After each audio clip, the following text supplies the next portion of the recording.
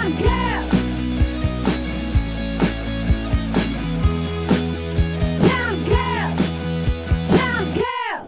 to Tom Girl, where we talk all things sports, entertainment, fashion, and adventure. Our guest today is a Tom Girl alum. Woo-woo! You've heard her on here before, and we love her so much. She absolutely does it all. Writer, producer, director, actor, travel guru, and creator of Cosmo Retreats. Welcome back, Marcia Kimpton.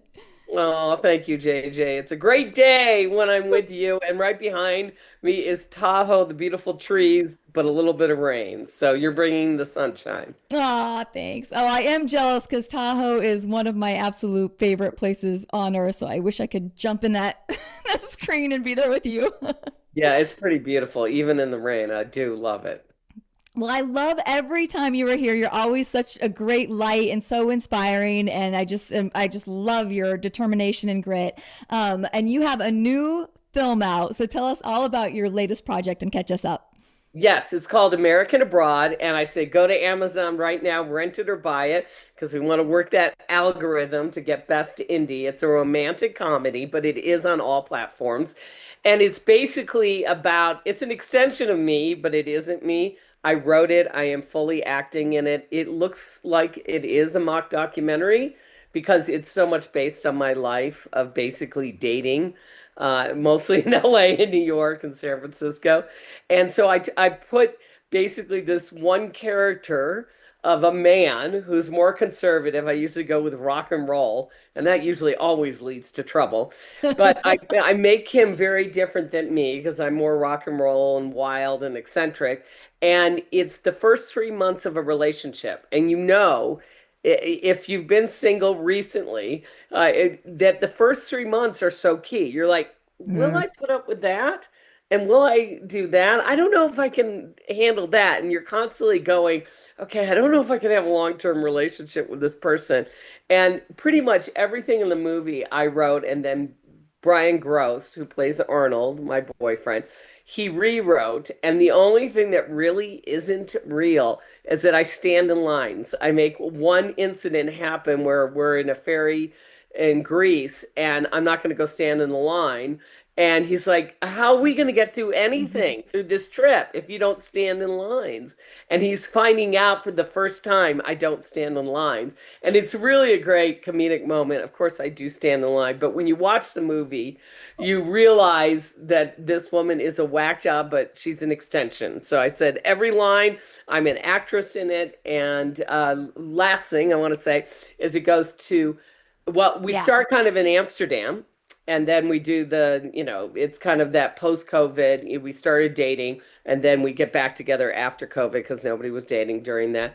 We go to Turkey, we go to Greece, we go to South Africa, we go to France, and we go to Portugal. So you feel when you go and watch this movie, American Abroad, you've gone abroad, and you really have traveled with me. Oh yeah, I got luckily got a screener snuck to me, so I got to watch it and just loved it. And I did, knowing you, I had to look and I would be like, is this Arnold real? Was that her? Really? Did she act with the guy she was dating? So I saw the story about Brian. So talk more about how you found the cast for this film. Wow, that's so great that you saw it. And you could see it's a comedy, right? And there's Yeah, not a lot of romantic comedies out there right now. no. So I feel like I'm filling a void. So the way I found Brian is an open call in LA. And Mm, he came to test for the brother or even the lead, I think, in Bardo Blues, which is on Amazon. And that is a serious drama. And you have done an interview with me. I saw you in really? person the first time. Yeah. And we became great friends ever since then. So he's helped rewrite a lot of my screenplays that I'm always pitching, and hopefully we'll be doing soon as we see the state of Hollywood. But right now, my latest project I'm out there is Tanzan, and it's really interesting, kind of elephant human conflict. So he Mm, rewrote that, and I said, you know what? I really I want to write a TV series about all my comedy. I was a late night host in San Francisco in 1998, and I would love to return being a late night host going around the world. And I just have so many comedy scripts that I had written for the late night show. So we started looking at them, and I started writing them. And we really basically made a 10-part TV series. And I thought it would be easy to sell. And, I produced it and I directed it and I went around the world with the crew and I financed it. And it took me, I mean, I was selling it for 2.5 years. I Ooh. just don't understand why it didn't sell. But this is where I believe in God and I believe in a higher power. It was asking me to repurpose it and go and find the best of the clips, put it into a Mm. movie, and then change the focus by putting a voiceover from the character Arnold that Brian Mm. plays. And when you got an outside perspective, which you did not get in the TV series, of the movie of him looking and wondering, Yeah. it added a new dimension to the romance and wondering if it's going to work. And it's Mhm. not a perfect movie. It's hard for me sometimes to watch because there are certain things that I would do over in the edit and certain things we didn't shoot. But overall, I am so proud. I mean, 90% of it I absolutely love. And you'll know if you're a writer, there's not the perfect arc like a film. But it's really real. And I love Yeah. that you weren't sure. I'm so proud of our acting because we memorized every single line. Well, And if you've done comedy, you know how hard comedy is and the comedic timing. And we had worked together at Bardo Blues, but I mean, this was working together every single day in every single scene. And mhm. I thought we did it beautifully, and I'm just so proud of it. And I'm just hoping the world is going to see it and laugh. I'm just here to bring joy. I did drama in Bardo Blues, and Tanzan will be more of a drama again. But this is just pure love, joy, and laughter. And I got to ask you, what was one of your favorite scenes? Because I'm so curious Oh about it. my gosh, there's so many. Thank I you. mean, I laughed at you just getting up at the table, going back and forth to do your hair numerous times. Because you can relate as a woman, right? I got Every that. woman, my hair does not, I tried to make it look good today, but it does not look good. It looks great. I really appreciated how, just like you were talking about, how real it is, just real conversations like we have, like you're calling your sister and her warning you, like, don't say the L word and getting up. And there's just like they said, the things that we doubt when we're in relationships, especially during those first 3 months when you're kind of like looking for that. Well, I don't know. Could I marry this person? Could I see myself with this person? So I just really like the realness of it. Thank you. And then I also, of course, just was going to be one of my questions, which you said a little bit about before, but I want to talk more. I mean, just again, it was like the most beautiful travel documentary ever. Just I was like, I want to go swim with great sharks and be on a safari with you and like ski to all those places. So Well, all and those things that's I love. why, because I've traveled to over 45 countries and I'm going to be having a new article come out in Guru magazine. I just went to Croatia and I heard how amazing it was, and it really lived up to his expectation. And I went to the Croatian International Film Festival and won Best Actress, which for me, Woo-hoo. really a rare award to ever get in my life. And I say that when I wrote it, where did I want to travel? Where are the places that I love? And it's so fascinating because a lot of people don't believe they can afford to go on safari, and they can, but it is very expensive. And we went on safari. Well, we were going on safari, and then Omicron hit. So, and it was the winter. And so I didn't even really plan just because, if you're planning a production, you kind of want to stay with the crew the whole time. And we were giving people breaks 2 weeks at a time because they had families, and then they get back together with me for 2 weeks because it was a pretty big Right. production. And Omicron hit, so we couldn't film until November. Well, again, the divine was there for me because we went to a cheaper place for safari, because normally when you go on safari it's very expensive and they all talk, okay, the lions are over there, and then you go over with your jeep, oh my god, the leopards over there, and you go, so we're in a park where there is none of this. This is a full safari. And because it was 104 degrees 48 Celsius, all the animals went down to the river, and Wow. this would not have happened in the winter months. So I look Wow. back at how divinely perfect it was. I will say acting, I have never had a harder time acting in 104 Hmm. degree weather. But the shark, another perfect example. So I believe in prayer. So I kept on praying for the great white shark. There's only four. So first off, our great white shark, if you know anything about sharks, they're dwindling and it's terrible. It's like all animals. 70% of the animals are gone. It's horrific. Mm. One of the things that I want to do in my next script is to give back to the elephant human conflict to make sure the elephants are not killed. So we're sitting there going out on a boat to get the area of the Great White. And you have to wake up at 3:30 in the morning. And we get out there at about 11 o'clock. And I mean, there is no guarantee you're going to see a great white. Now, granted, in South Africa, it's totally legal to do chumming. So you put Mm. the red meat in there and you just keep on. I don't think it's red meat. I think it's red fish. Yeah. Yeah. I don't think they do. Mm. Don't eat red meat. So, I mean, they're mammals, but it's still, I think it's fish. So they're throwing it in, and sure enough, the great white comes. No. And the guy said afterwards, this is not guaranteed, and I'm paying for a private boat. I'm paying the crew. I mean, and we have to do the scene while the great white is right there. You don't know if you're going to get it.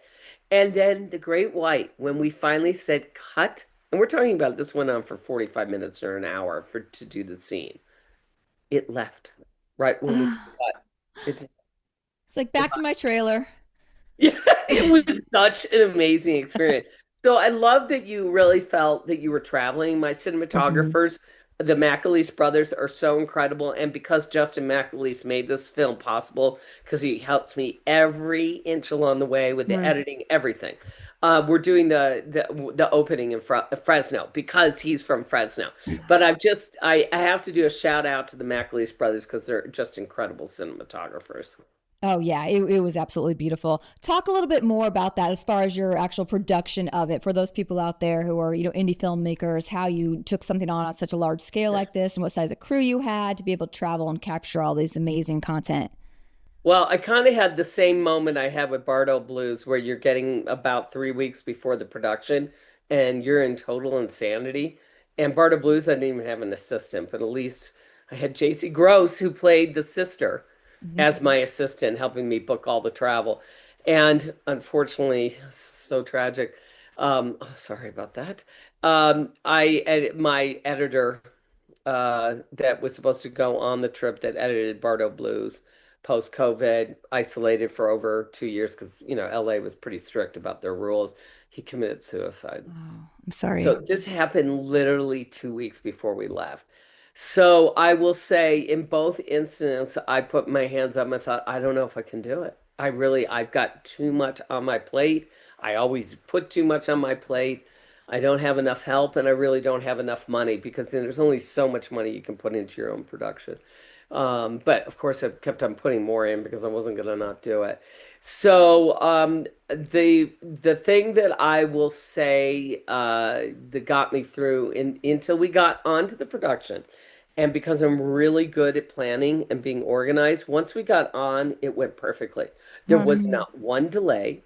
There was only one problem in the entire time, which is in Greece, they charged us for our equipment because not all the times did I do, you have to do a pass to bring in your equipment into each country.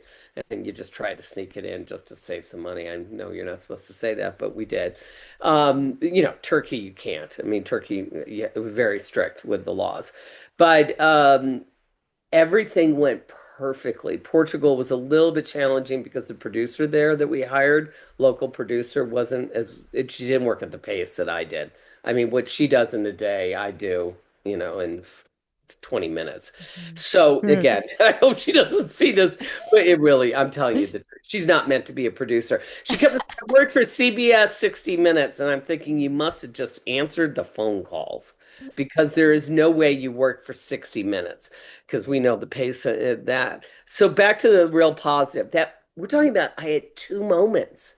Greece with the charge for the equipment and this Lisbon producer. Everything else, every trip, every single thing except for South Africa got moved, fortunately, went perfectly. But Yeah. it really was those 3 week leading up, and both for Barter Blues and American Abroad, that were just, you could hardly sleep at night. There was so much pre-planning of tickets and locations. And a lot of the places I would just go in and I would meet a local, like in Cappadocia, which is an amazing place to visit in Turkey. You have to go. It's so sacred, the site.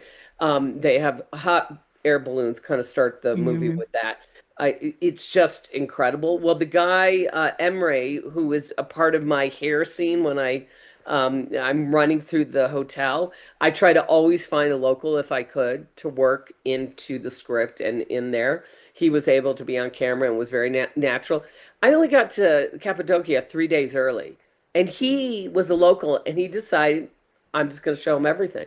Every Hmm. door opened. So what I thought was pretty unbelievable is I gave myself usually 3 days, and if I knew the place, I didn't give myself much. Like I knew Patmos really well and Hydra in Greece. So then I just would work with the local person that I knew, and they just made everything easy. Hmm. One other interesting thing was we didn't have enough costs. In Turkey, we paid for extras, but a lot of times we couldn't pay for extras. And it was post-COVID in 2021 in June, and nobody was traveling. I don't know if anybody remembers this, but it was empty in Greece and in France. And so we would go out to people and go, do you mind? We'll pay for your coffee and even your lunch if you just move over to there, and we're going to be filming right next to you. So a lot of these people you see is me just going up and negotiating them to be an extra. I love it.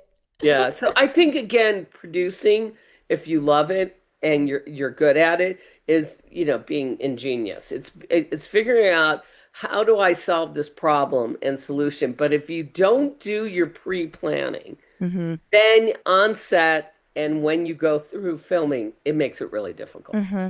What are some of your favorite moments about this film, whether it's either a location or just something along the process or a new aha moment, or what things stick with you with Well, this there's one? so many, but the one I always love talking about is because I love Burgundy, France. And so when you see me put that note down, you don't have to drink all the white wine, I say Chasson Montrachet in France.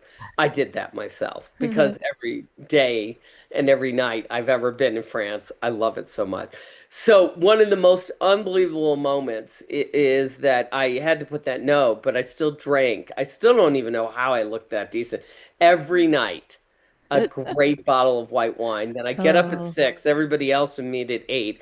I get on the run, the treadmill to sweat it out, and then I start my day and I do it again.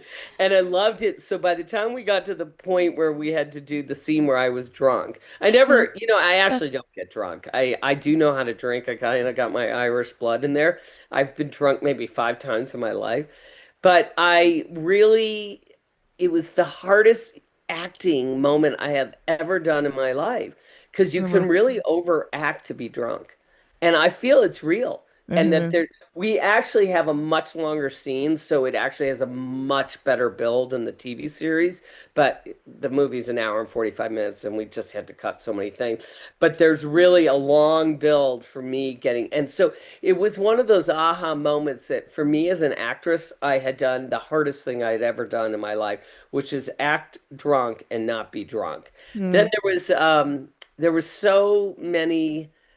Oh God, there was just so many other incredible moments. I just don't even know how to yeah. pick it. Like, I mean, Turkey, Istanbul is it's just so miraculously beautiful. And JW Marriott, we knew we had a contact, and so we got not just the rooftop, we got the restaurant, we got all of this free, and we had to work around their schedule, but we got these Wow. incredible locations. It was remarkable. The Turkish people, all the people were amazing. I have to say, the world has so many good people, and we are Yeah. all so much alike. Forget, religion, the ending line.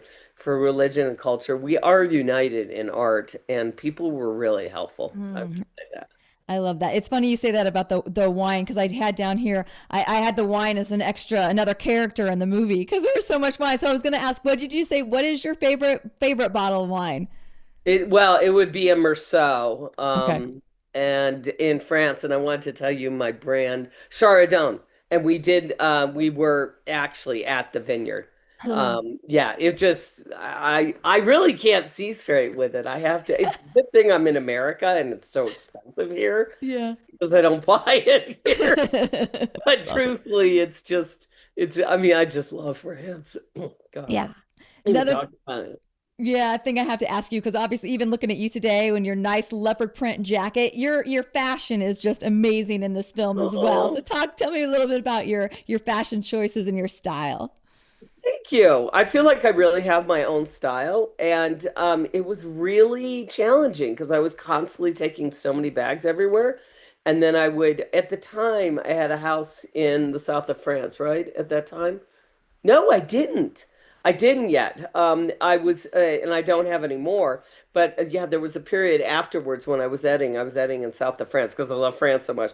So what was interesting is that when we would break, I'd fly back to America with these bags of new clothing that I'd either look at. Usually, I wasn't looking in America. Like in Greece, I only got there 2 days before, and there's this incredible mall in Athens. I mean, I just got another couple outfits. The prices are zero. Really, it's crazy because the Hmm. euro, and the dollar.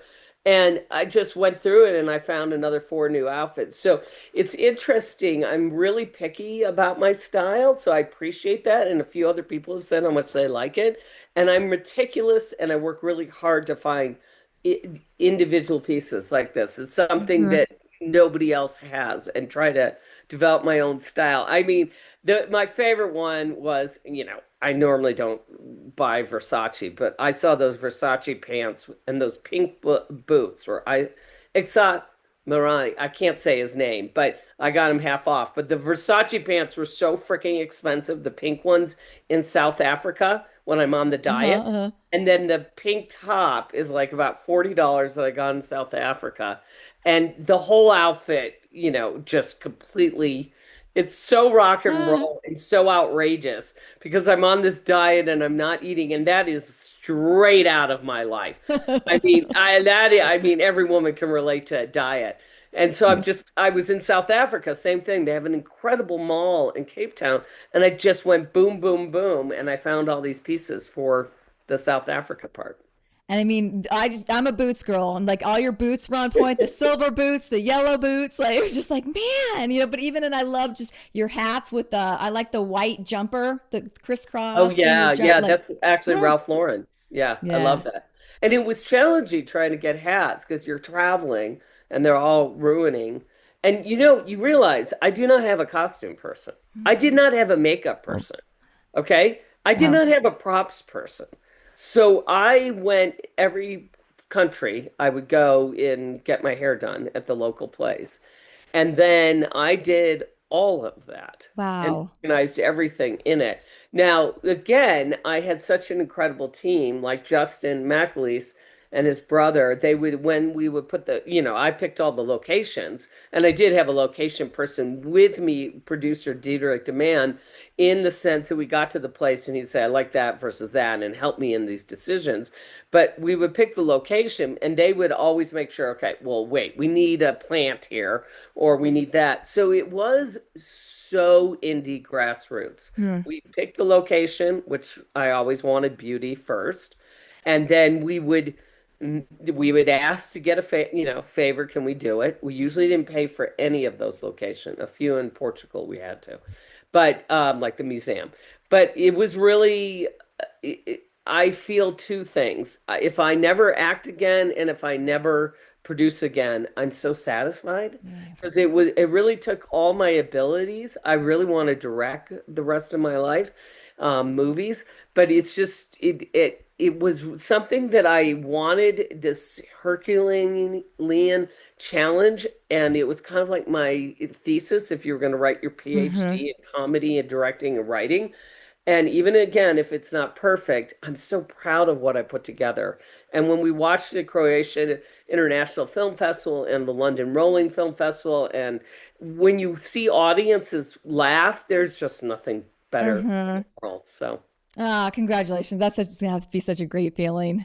it Big really is. accomplishment. Yeah. Again, it's kind of an epic moment. It took so much longer than I thought. Yeah. Well, and It on takes top, as long as it takes. yeah. Well, and on top of that, I see that you're still also doing your retreats and you have another Cosmos retreat coming up. Yeah, the Hawaii treat is coming up with my yoga teacher in Colorado. I don't know how much time I'm going to be able to do with these because I seem to be so busy with my next projects, but I'm always going to be listing them because I love yoga so much, and I Hmm. figure out where to go to yoga all around the world. And I have an incredible Colorado yoga teacher when I lived there, and also an incredible one in Hawaii. So I'm going to be kind of advertising these retreats more as a yoga retreat, not yoga teaching, just to relax, and it's also really affordable. But yeah, it's coming up. It's actually the timing couldn't be any worse. But I did make this decision when we got freestyle. I want to do a plug out there to Bill Vargos, who put Bardo Blues and now American Abroad with freestyle. He's just an incredible guy. He's the king of indie. He loves independent filmmaking. And when we were looking at the dates, I mean, we're talking about you planned this stuff in April or you know, May. It was October 3rd, and I didn't really look at my calendar and see that I had. So, but I am doing them. I just probably won't be. I will be just advertising it because the truth is that yoga changed my life and gave me so much peace and joy Mhm. and got me not drinking as much. And I don't drink that much anymore, but if I am going to drink, I love my favorite wine.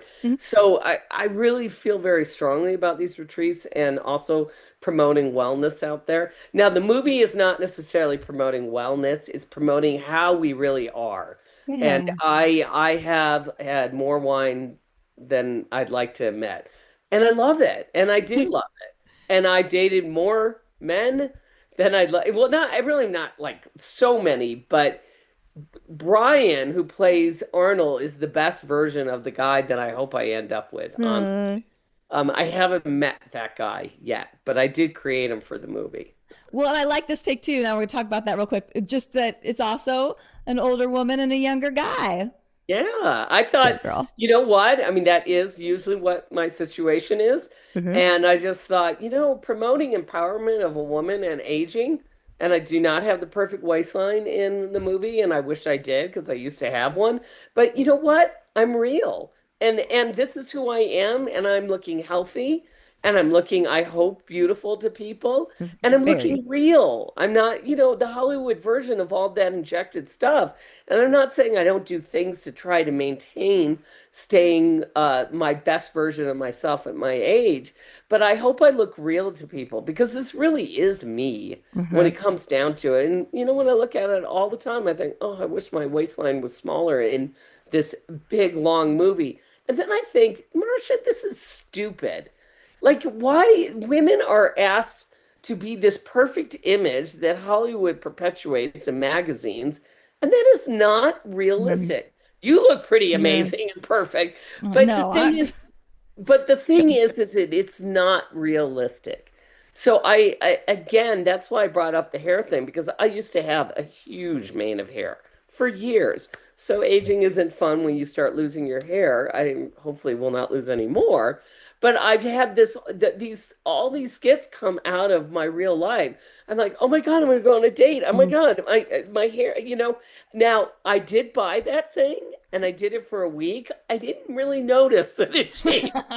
But the concept is if you do stimulate That. your head enough, you will stimulate growth. So I Sure. do think that that little thing, whatever it's called, Yeah. it probably works if you really do it all the time. Like walking around, and that's where the skit came. I'm like, oh my God, That's that's awesome. somebody rubbing my head with this plastic thing so I have more hair again. No, that's what I love. You're just so real and honest and fun. And like, yeah, you need those young guys to try to keep up with you because you are like just your energy Well, and I your do have a life, lot you of energy. know? Yeah, I Yeah. mean my assistant at the time, she's no longer my assistant. I won't go into what she did wrong, but that was later for my next series. It wasn't on American Abroad. I had a great assistant, Shannon Carley, but the next assistant, she was 25, and she finally looked at me when we were planning this travel series. Um, she finally looked at me. She said, "I cannot keep up. I do not know how you do it." I'm like, "Well, if you can't keep up, you're not going to be here much longer." Yeah. And then she did something else to screw up the whole thing. But I thought that was the greatest compliment. 25-year-old, you know that. Yeah. Yeah, that's The awesome. Arnold, the years difference in us, really, I think in real life is 12 years. So, I've had some people that are 12 years Yeah. younger. Can't keep. I just, for me, age to me never matters. It's like, I think it's just all, the spirit and, the energy and the That's what I compatibility. I believe and hope, and I love that this movie goes out there with an Yeah. older woman and a younger man because I don't like the term cougar. I don't feel that at all. I just feel like, hey, we just Hmm. be our best version of ourselves. And why wouldn't I be with a younger man? Because again, they can barely keep up with me. Yeah. I love it. All right. Well, I know you got to get going because you are so busy. But tell everybody where they can keep up with you and follow the movie, follow your app, everything else that you have going on.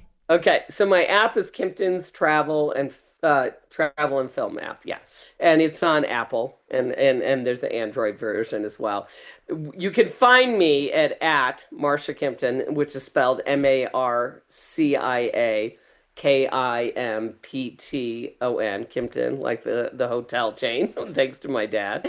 And then the most important thing right now is that you can find this movie on all platforms, but is to do Amazon. And the reason why is that unlike most platforms, there's an algorithm with Amazon. So if you get a lot of purchases, I'm sure Bill Vargos is going, "Why are you saying this?"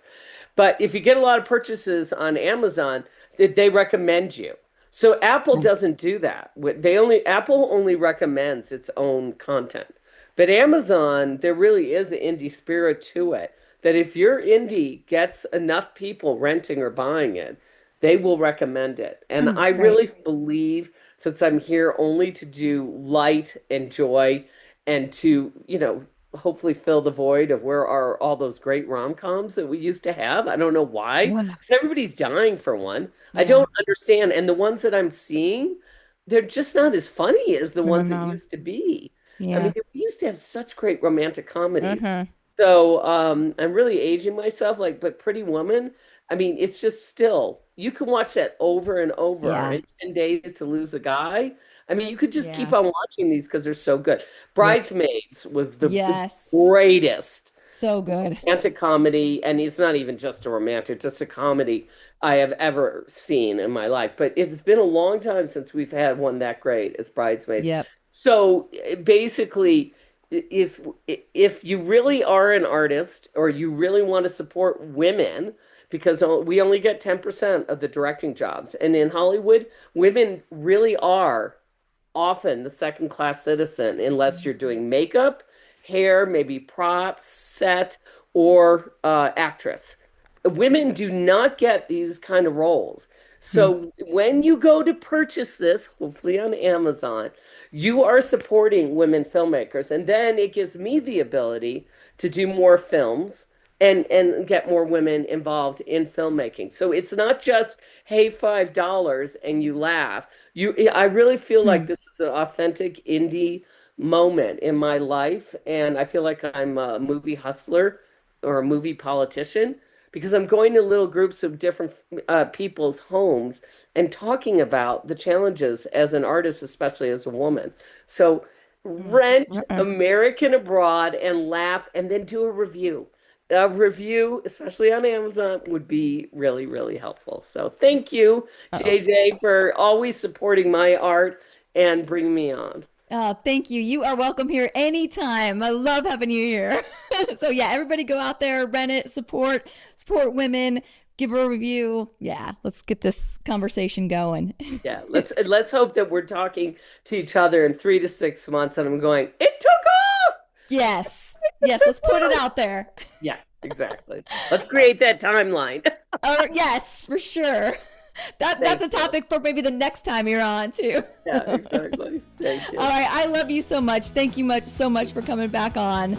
That's it for tonight, everybody. You can follow Tom Girl everywhere and get out there and watch this film. All right, we'll see you. Bye.